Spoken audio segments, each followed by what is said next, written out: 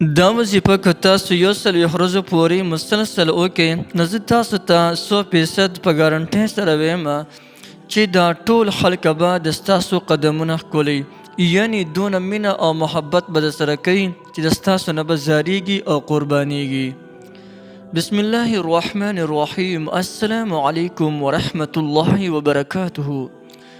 زما ورونو او زما خویندو، د یا ودودو وظیفې ډېر زیات فضایل دي او د دې ډېر زیات برکات دي. کم انسان چې دا یا ودودو وظیفې ذکر کوي یا به ورسره الله جل جلاله ډېره زیاته مینه ساتي، بل مخلوقات د الله مخلوقات به د دې انسان سره ډېره زیاته مینه کوي.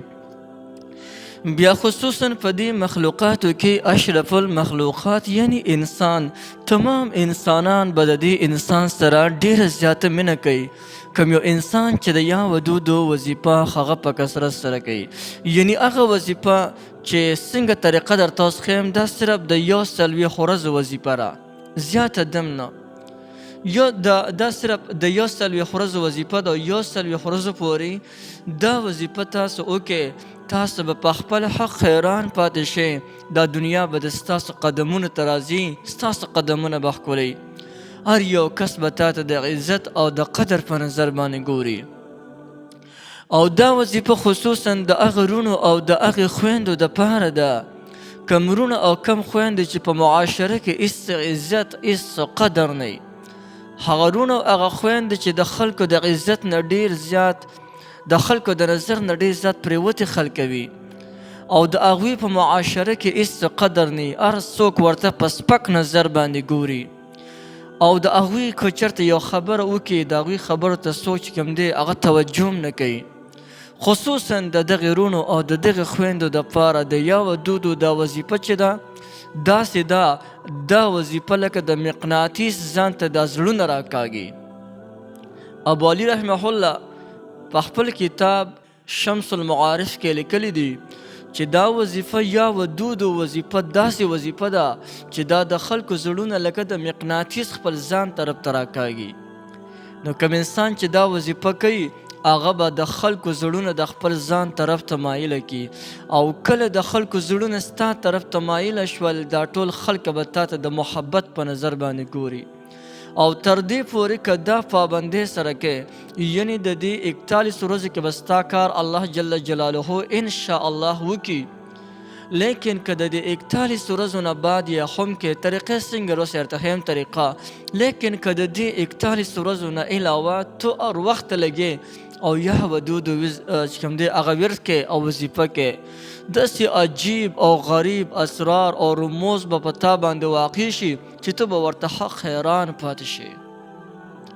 راځي د یا ودودو وظیفې دا ډېره زیاته فضایل د حد نه سیوا دي، خو زموږ ټاپکس چې دی هغه د محبت دپاره دی. نو د محبت دپاره که څوک غواړي چې ما سره دی د فلانکي مینه محبت وکړي د الله د رضا، او که څوک غواړي چې یاره دا ټول خلک دی زما سره مینه محبت کوي، زما ته د عزت په نظر باندې ګوري، هغه د یا ودودو وظیفې طریقه هم په دې طریقې سره دی کوي.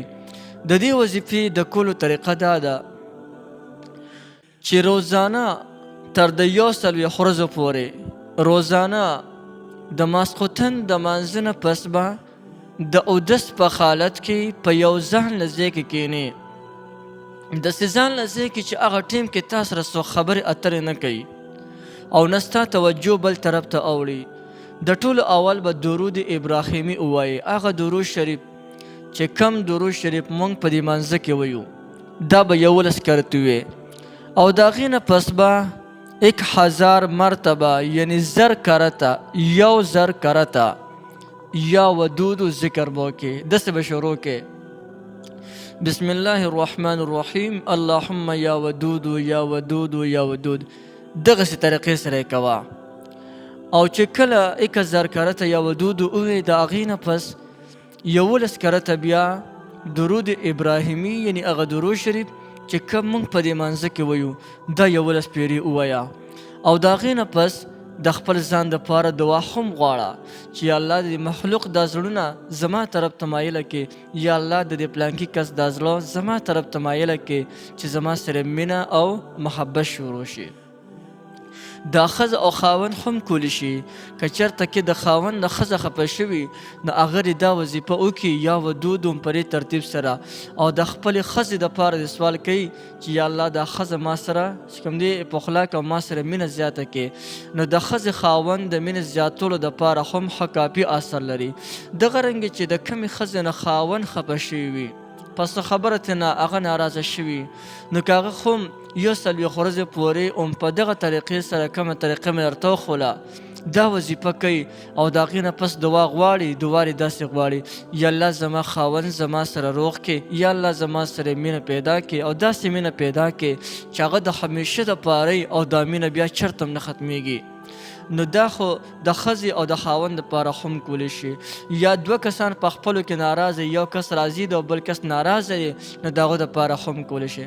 ان تر دې چې دا وظیفه کله کوې نو تمام مخلوق به د ستا قدمونه ښکلوي، یعنی ټول خلک به تا سره د زړه د اخلاص نه مینه او محبت کوي. نو یو ډېره زبردسته وظیفه ده، هر څوک یې کولی شي او هر چاته د دې مکمل اجازه شته دی. دې نه علاوه که تاسو ته څه قسمه مسله راځي